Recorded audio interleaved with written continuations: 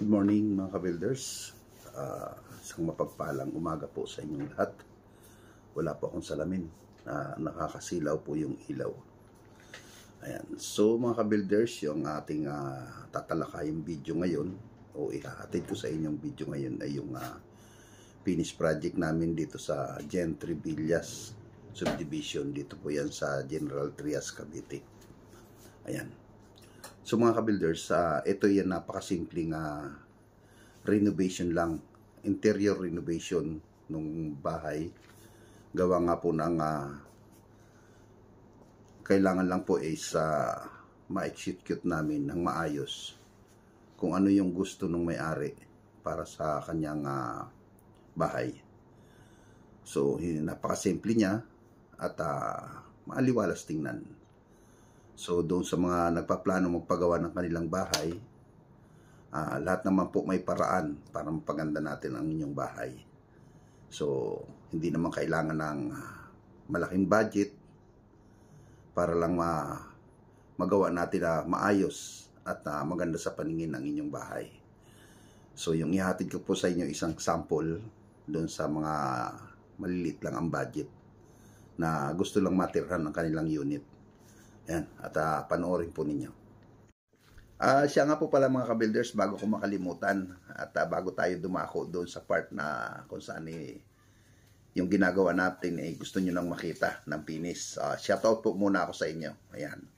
Ma'am Christine, shoutout ako sa inyo. Yun, kay Ma'am Mamita. Shoutout po ako ma'am. Ma'am Shirley and Papa Hermie. Ayan, shoutout po ako sa inyo. Okay na po. Tapos kay Sir Chris Buban, shoutout ako sa inyo, bossing. Chris. Kay Randy Santiago. Uy, Randy Santiago Randy Aquino po. Pati si Randy Santiago na shoutout pa natin Okay. Mixed Track Hits, Brian Witch, yun. Ang hirap bigkasin, ang haba, no? Kay Ma'am Jackie Season. Ayan. Kay Ma'am Elena Garati, kay Sir Jonathan. Shoutout po ako sa inyo. Kamusta po kayo? Ingat-ingat po kayo dyan. Alam ko pong nasa malayo kayo. Kay Ma'am Ria. Ayan. Kay Ma'am Ria.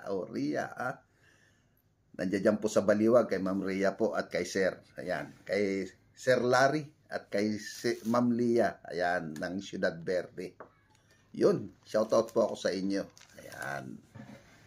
Sir Larry, ingat-ingat po kayo dyan.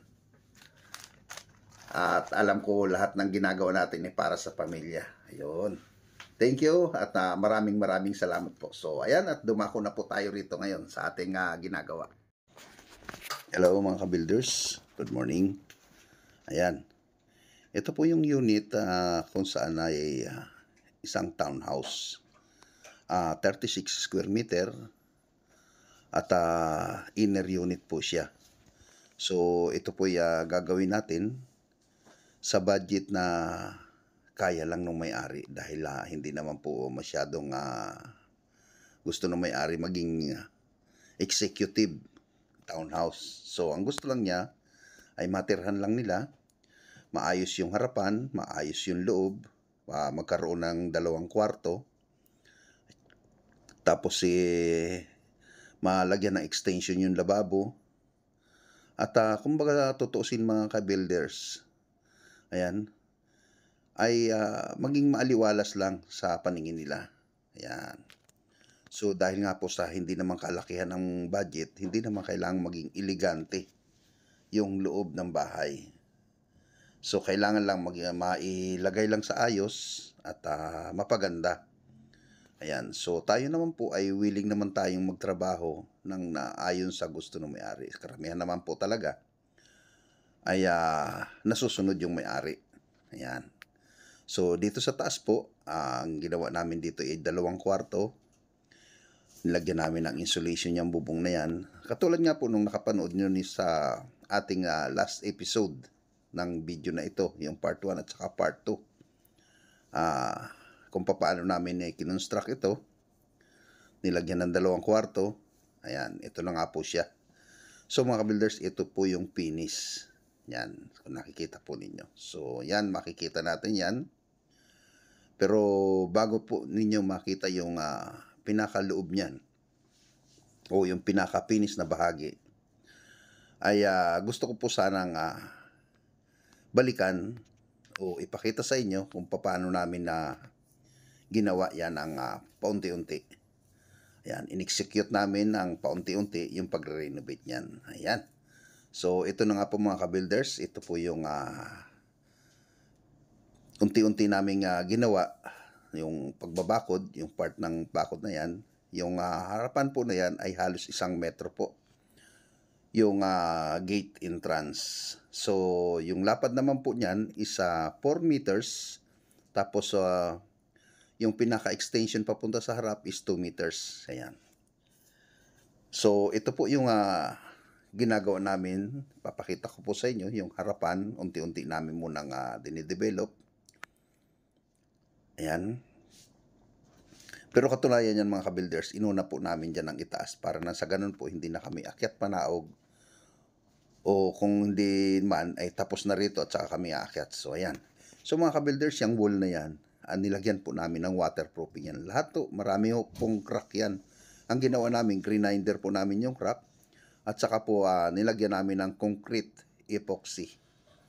Yan. Pagkatapos ng concrete epoxy, at saka namin yung waterproofing, and then, minasilyahan. Yun. Ayan, mga ka-builders, kung nakikita nyo naman po, kung gaano nakaganda yung bandang itaas na yan. Dahil inuna po namin yan. So, naglalagay na kami ng gate. Ayan. At kalinsabay po niyan etong nasa loob. Kasi iba naman po yung gumagawa sa loob at iba naman po yung gumagawa sa labas. So, ayan. Katapos po ng labas, ito na po yung ginawa namin. Ito na pong ceiling. So, ang ginamitan po namin dito ng PVC panel. So, gawa nga po na sa kagustuhan namin sa kagustuhan ng may-ari at gusto rin naman namin mapaganda talaga ng maayos. Ito na po yung ginamit namin. Less maintenance. Punas-punas lang po sa mga part na ganyan. Mas madaling linisin. Ayan. So, ito po ang advantage lang po nito ay hindi po nabubulok.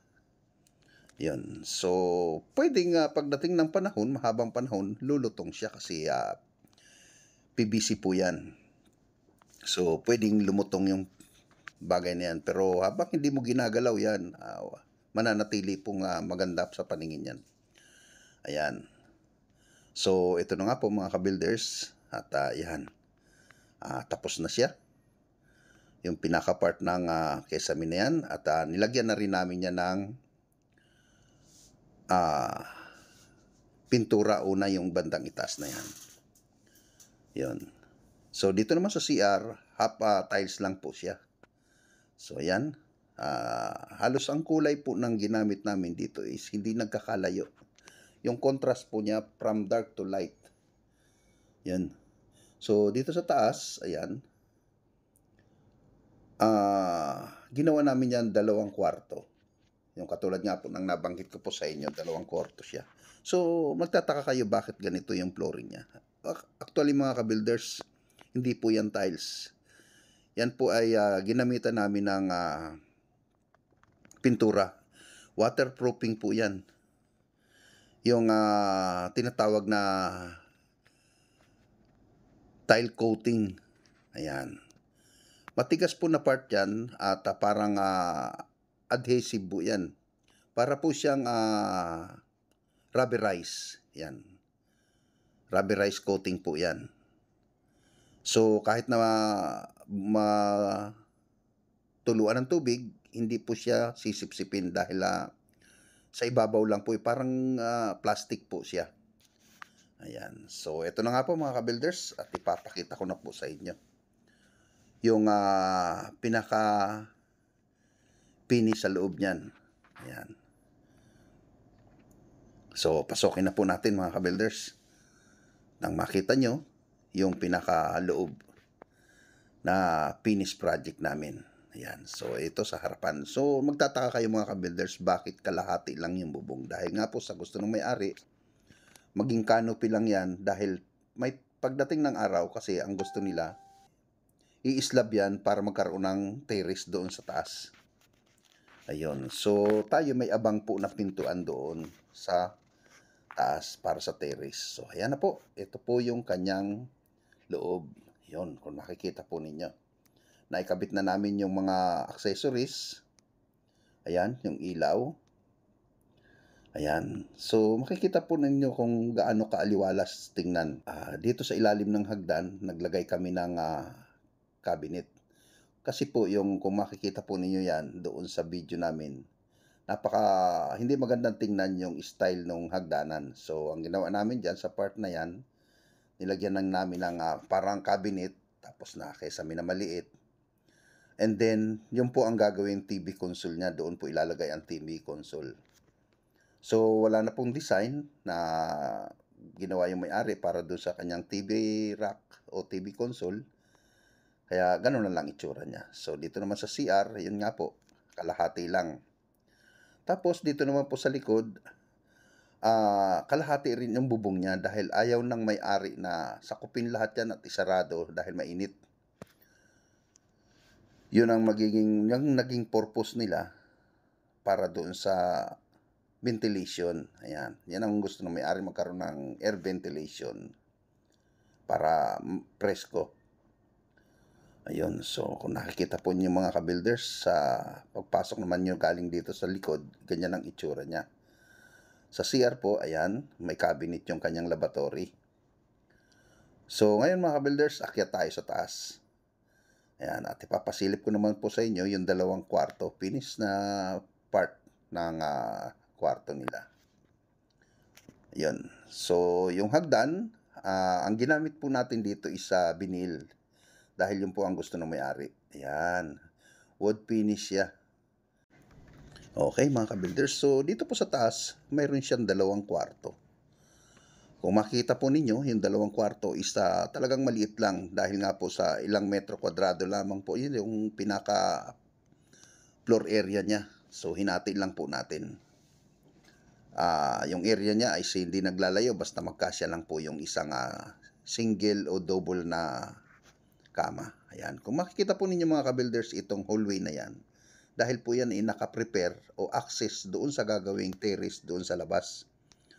Yun mga ka-builders. Kaya kalahati lang po yung bubong doon sa harapan dahil pagka nagtibag, sayang nga naman ang gastos, gagawin terrace po yun. So sa ngayon, hindi muna pinagawa ng may-ari dahil nga po sa budget. Ayan. So wala naman tayong magiging problema dyan. Yan, yung hallway na yan. Dahil titibagin lang po natin at maglalagay lang ng access o pintuan papunta doon. No? At saka wala naman pong problema sa mga poste na nakabang doon dahil ready na po yun para sa second floor. Okay mga ka-builders? Maraming salamat po. So doon po sa mga bago pa lang, please subscribe na po at comment na rin and share. Para nang sa ganun po, yung iba nating mga nanonood ay makita nila yung ating mga video.